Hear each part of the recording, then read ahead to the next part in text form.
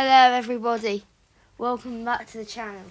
Today's a very special day as it's the RJ Footy Pod Awards. Me and my brother JJ will be going through every single award and discussing who's the winner and who will win the Big Player Award, which has been voted on by the RJ Footy Pod voting team. Okay, let's move on to the first one, which is Best Goalkeeper. So what do you think, JJ? I think there's a few contenders. Yeah, obviously Vizinha. Well, Vizinha's certainly wins most followed goalkeeper. Yeah. Not sure about best in the world. Yeah. But obviously David Raya had a very impressive season with Arsenal. Yeah, that's good. Also, I think Safanov's had a surprise season that nobody saw coming. Yeah, you might not say he's a standout of that team, but still to win the Champions League. Yeah, still quite. Very impressive. Also, Joan Garcia. Yeah, Joan Garcia. Has a good year. Yeah. But we talk about a lot of goalies that didn't really contribute at the World Cup. Yes, and that's which is kind of a theme in that position. Yeah, which is why I feel like Vizinha or Umi Simon might be the best option to. Yeah, Simon was very impressive, and going into the World Cup, you had a lot of people doubting his credentials as number one goalie. And it should be Raya, but then he only conceded one goal at the World Cup. So it's hard to criticise him. It's one of the most impressive. Okay, right, so after our final decision, who you can see is coming, is Uni Simon. Well done, Tim. Well deserved. Well deserved, I think. Of course, he won the World Cup Golden Glove. But it's well deserved. Next position is best centre back. So there's lots of options here. I mean, I feel like we could limit it down to 4 people. I think are the best it could be. Probably Marquinhos, Pacho, Saliba and Gabriel. I feel like they're the 4 that could be. Well, for me, I think a centre back's job ultimately, stopping goals going in the net. Yeah. The best defensive team in the world is Arsenal. This year is Arsenal. Yes. So I think it has to be one of their. I think the PSG defenders are good, but they're helped by the attack and their fullbacks, which we'll catch on to in a minute. I think you have to take into consideration if Gabriel didn't exist, they might have won the Champions League. So that's what I think. That's why I think Saliba. I mean, personally, I just think Saliba is the better centre back. Yeah, it's better centre back. A bit more composed. Yeah. I don't think it's related to his penalty ability. Yes. Okay. Necessarily, I think Gabriel was very brave. He was. So are we in agreement that Saliba? I would go for Saliba. Okay, and I also think France, crashing out to Spain once he got injured. Yeah, is a bit telling. Yeah, so as you expected, William Saliba won it. Well done, William. Congrats if you're listening. Yeah. Best fullback. Okay, this is gonna be a hard one because yes, we all know PSG probably have the best fullback pair in the world, with Nuno Mendes and Hakimi. I would agree with that. But you also have to think about other fullbacks like Marc Cucurella. Yes, he hasn't done so well for his club, but he helped Spain win the World Cup, which is very good. Yeah, I thought Cucurella and Porro were both really very good. impressive. Very impressive. Also, I think even Hincapié, of course he only joined later in the area. I would probably go for Timber over Hincapié. You think Timber? Is there, but I think Hincapié's got the potential to get there, but is a little more rash than Timber. But I feel like although I think Arsenal had a really good defensive year, I think it's got to go to either Hakimi or Nuno Mendes. And I think Hakimi's just that touch better. Yeah, I think Cucurella would be my number 3, and then it would have to be Hakimi and Nuno Mendes, I think. Yeah. I'm a big fan of Nuno Mendes. Yeah. Hakimi probably had a slightly better World Cup, which might be what tips him over the edge. Yeah. But I think they're both very impressive players, especially going forward. Yeah. So are we in unanimous? I'm happy with Hakimi. Either of those. Yeah. But I'm happy with Hakimi. And the winner is Hakimi. Okay. Next one. Best midfielder. A lot of good options. Yeah, a lot of good options. To be fair, you count as midfield, just to make this clear. We're not counting left mids and right mids. It's Cam, centre mids and CDMs. I think there's a lot of good options here from various different clubs. I think if I was going to limit it down to 5, it would be Rodri, Bruno Fernandes, João Neves, Declan Rice, and Vitinha. That really shows the strength of that Portugal midfield. Yeah. I mean, Bellingham's a bit unlucky to miss out on that list yes. on his World Cup, but I still don't think I'd pick him for number 1 across the season. He was obviously injured for the start of the season. Yep, and I think it's hard to look past that PSG midfield, the way that they control every game so well. Yeah, I agree with you. And like you said, Portugal, their midfield's outstanding, but their teams is just not great. That's why they didn't win the World Cup. Yeah. If they had a midfield, if they had an attack like their midfield and a defence like their midfield. Bruno Fernandes, winning PFA Player of the Year. Yeah. He's obviously had a big season, but a disappointing World Cup. I think most would agree. So I think I feel like it has to be one of the PSG team, in my opinion. João Neves or Vitinha. Yeah, and quick shout out to Fabian Ruiz for winning the Champions League and the World Cup. Yeah. This year, very impressive. Didn't start every game, but still very impressive. Yeah. Can't argue with that. I think Vitinha would be the one I'd go for. His passing ability, just control. João Neves is a young prospect, but I think for now Vitinha's better. Vitinha just has that bit more control over games. But you could say next year or the year after it could be João Neves. So yeah, you never know. He's got high potential, I think. Very high. So we agree that it's Vitinha. Well done, Vitinha. Yeah. Very good. Of course, him and João Neves did very equal World Cups. They're doing well to block Goncalo Franco out of that Portugal team. Yep. Very well. Right, best winger. So, yeah, that's what I said. So if there are left mid, right winger, left winger, that all counts as wingers. Mm-hmm. There's so many good options. I can name a long list. Elise, Luis Diaz, Dembele, Kvaratskhelia, etc., etc. Yeah, there's some great options. Vinny, Yamal. A lot of great wingers. Not many in the Prem.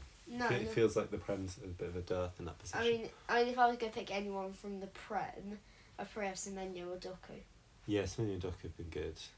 I feel like Arsenal's ones, you'd obviously pick Saka, but he's been injured quite a while. Yeah, you certainly can pick him for best winger across the season, but in that France game, he showed his quality. Yeah. I think if you're just looking at the club season, the most impressive, maybe exciting winger to watch in the world at the moment is Kvaratskhelia. Yeah. But I think he's obviously really hurt by not going to the World Cup. If I'm trying to combine the two, I think Dembele and Elise come to mind as players that had an impact at the World Cup that have also been very good for their clubs. Yeah, but I think that if Kvaratskhelia is playing for a different country, he would easily win this. So, yes, he didn't have that big of a World Cup. But of course, obviously, he didn't qualify. But I think he's done enough in the club season to get him to win this award. Do you agree with me? I'm not sure I do. I'm not against. I do like Kvaratskhelia a lot. Okay. I think if I was going to personally vote, I would probably lean Elise. Okay. But I think Kvaratskhelia last year maybe would have been a good pick. Yeah. Although we have a 5-second whisper of him. I'm happy with Kvaratskhelia as the pick. Okay. But it's not necessarily who I would vote for. Okay then, and after a lot of consideration and discussing the voting team, we've agreed of Kvaratskhelia. He's an excellent player. Yeah. Very well deserved. Next is best striker, and striker of course is the biggest position. It's the goal scorer. Maybe the biggest impact. I feel like there's lots of options you could go for here. If you were going off World Cup, you'd probably look at Mbappe. He had quite a good World Cup. Also, Kane's had a very good season just throughout. Erling Haaland's had a very good World Cup. Yeah, I think Kane, Mbappe, Haaland are the three that come to mind. I think you can't really pick Messi not playing in Europe, and you might chuck him on the wing anyway. Yeah. For me, I think the most impressive individual season in looking at the whole year, and he did also have a very good World Cup, is Kane. Yeah, it's Kane. And I think Mbappe was probably individually the best at the World Cup and really steps up in those big moments. If France had won the whole tournament, he might be the guy that people would go for. But I think, just looking at striker and just looking at how many goals they've scored this season, how well they've done, I think I'll go for Kane. Do you agree with me? I do agree with you. It feels like he's had the season of his career. Yeah. It's a shame he can't top it off with the World Cup. Yeah. But still, very impressive season. So we're in agreement. It is Harry Kane. Next is the best manager. I was looking at this earlier, and I think I've slimmed it down to 4. It could be Luis de la Fuente, Luis Enrique, Mikel Arteta, and Hansi Flick. Considering 3 of them are Spanish as well. I think that's a solid shortlist, but I think that's very harsh on Vincent Kompany, because I would argue in terms of attacking play, Bayern Munich have been the second best club team this season, behind only PSG ultimately. Yeah, Vincent Kompany was on my list of 6, but I cut him off. Yeah, and I wouldn't critique any of the 4 that you did pick, except Arteta, but. Still, I think Kompany deserves a mention. I think there's so many impressive managers. Yeah, the list goes across every division. You could say he says Fabregas had a great year. Loads of managers outperforming. Andoni Iraola, another standout in the Premier League. Unai Emery with Villa. I mean, it's been very Oliver Glasner getting another Conference League. Yeah, I mean, there's such great depth of quality of But it's hard to pick one. Yeah.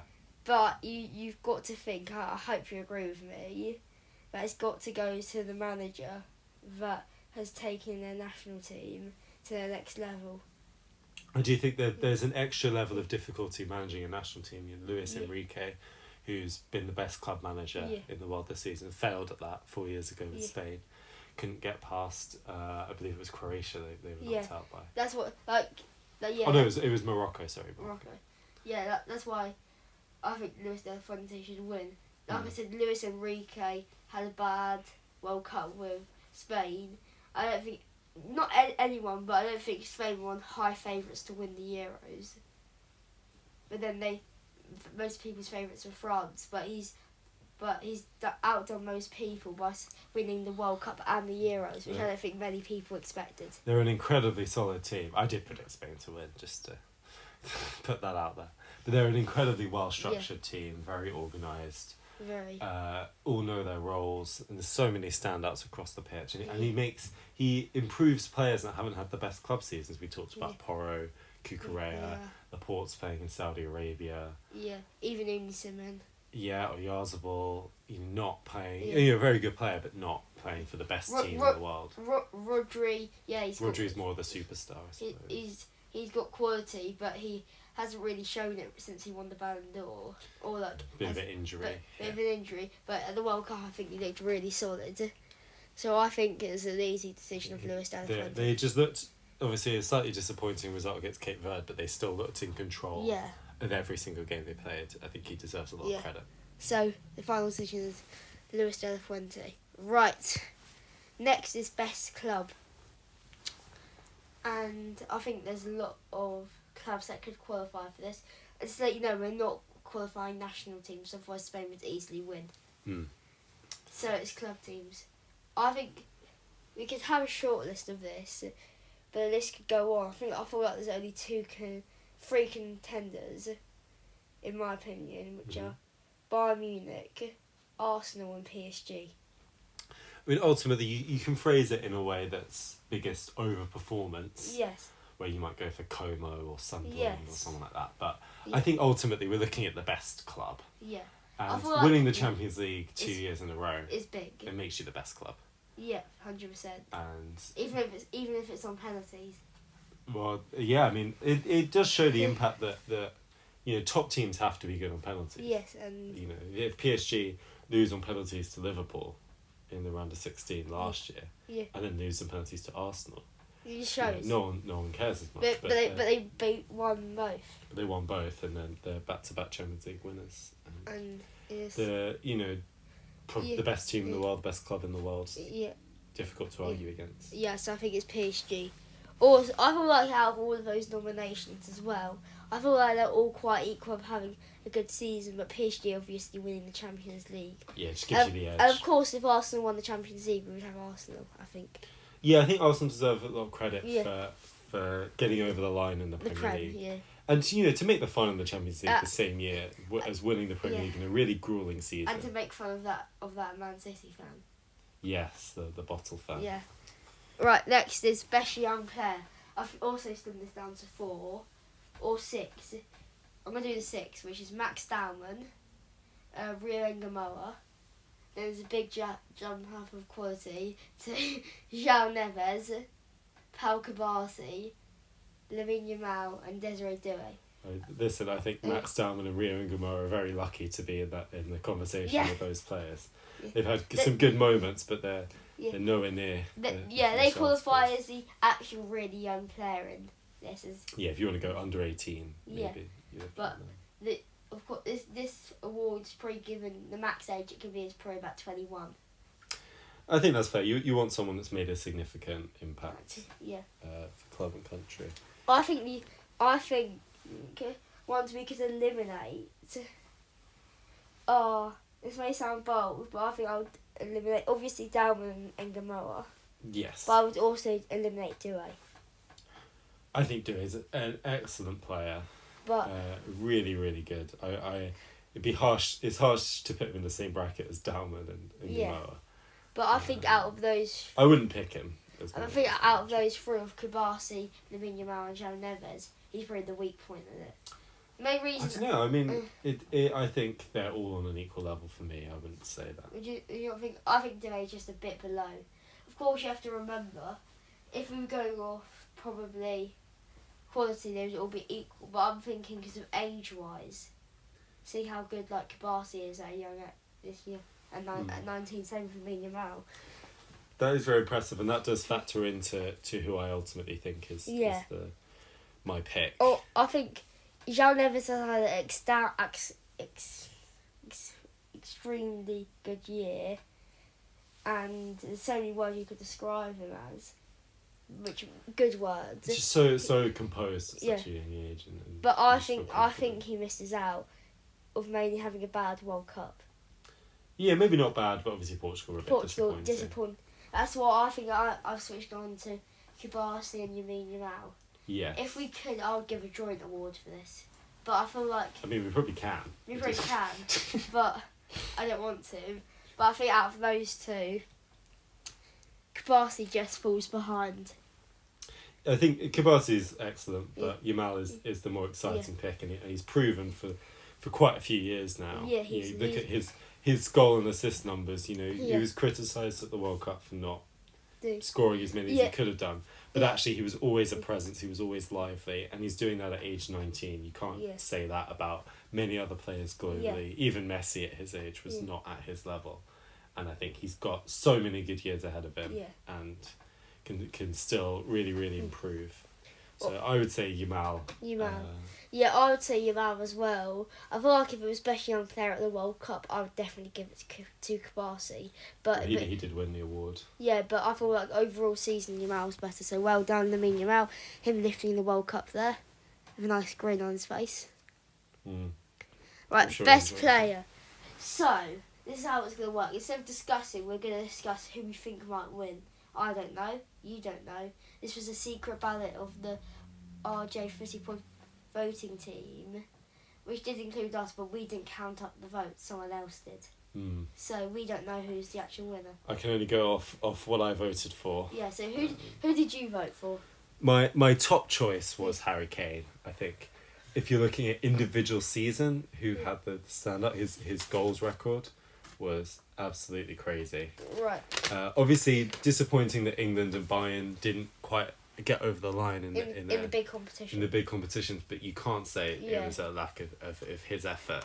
Yeah. To get England past Congo, past Mexico, out the group, and to get Bayern to winning the cup, his hat trick in the cup final. Yeah. I can't remember how many goals he got in the Bundesliga, but I think it was over a goal a game, which is crazy. Which is good. And for him to be only still getting better at his age, it feels like it's his year. His prime. In the same way it felt like it was Dembele's year last year, year, Rodri's year the year before. So, There feels like more momentum around Kane. I think he deserves his flowers. yeah, I agree with that. Also, I've got a list here of all the nominations. I'll just read it out quickly. Julian Alvarez, Jude Bellingham, Pau Kabasi, Ousmane Dembele, Luis Diaz, Desiree Doué, Bruno Fernandes, Erling Haaland, Akraf Hakimi, Harry Kane, Kvaratskhelia, Gabriel, Kylian Mbappe, Nuno Mendes, Lionel Messi, João Neves, Michael Olise, William Pacho, Rafinha, David Raya, Declan Rice, Rodri, Cristiano Ronaldo, William Saliba, Uni Simon, Vinicius Junior, Vitinha and Lamine Yamal. I don't know how Ronaldo snuck on there. I But don't know. I think Kane. When I say I don't know, I wrote this list. So Yes, I do. you I do do. know. I do know. I think Mbappe is a reasonable choice for a very strong individual season. Yeah. If it was someone out of PSG, I'd be tempted to go Dembele again. Yeah. As you know, still very impressive and Yeah, had a good World Cup. Haaland obviously had a good World Cup. Yeah. I think. Rodri. I'll tell you who I voted for. I'll say that at the end. But I don't think Dembele would be my PSG player. Be Kvaratskhelia. Yes.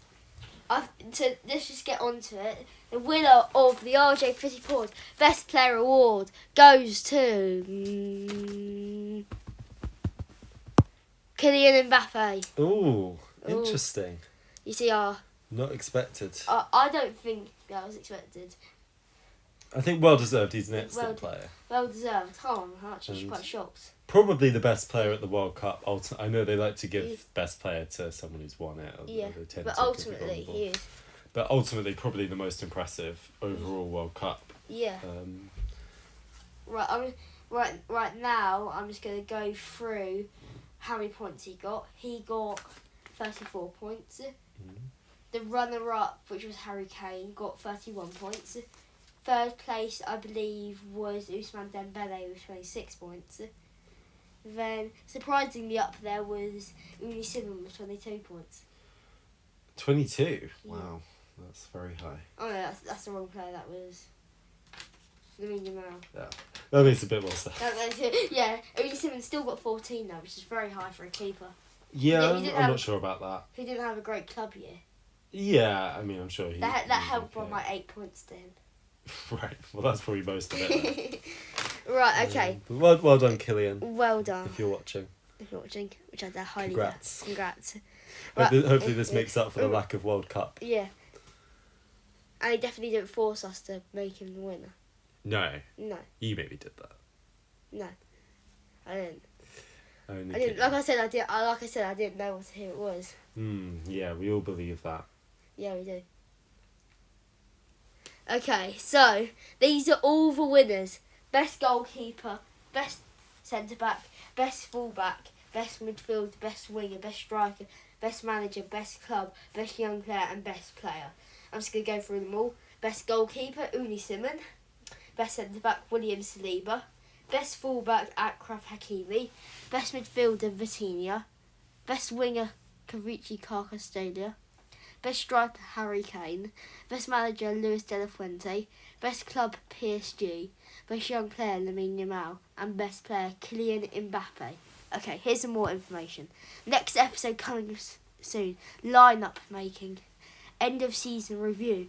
And, like any other, beginning of season discussion. Very excited. All the predictions and all of the facts that you need to know about the next season from our opinions. I'll be back here with JJ, maybe also a special guest. We'll have to see. Ooh, very exciting. Thank you for having me on this episode. Yeah, and the special guest has never been on this before. Ooh. And thank you, and I will see you soon. For now, this was the awards. Please make sure to like and subscribe to not miss any episode, and share this with your friends.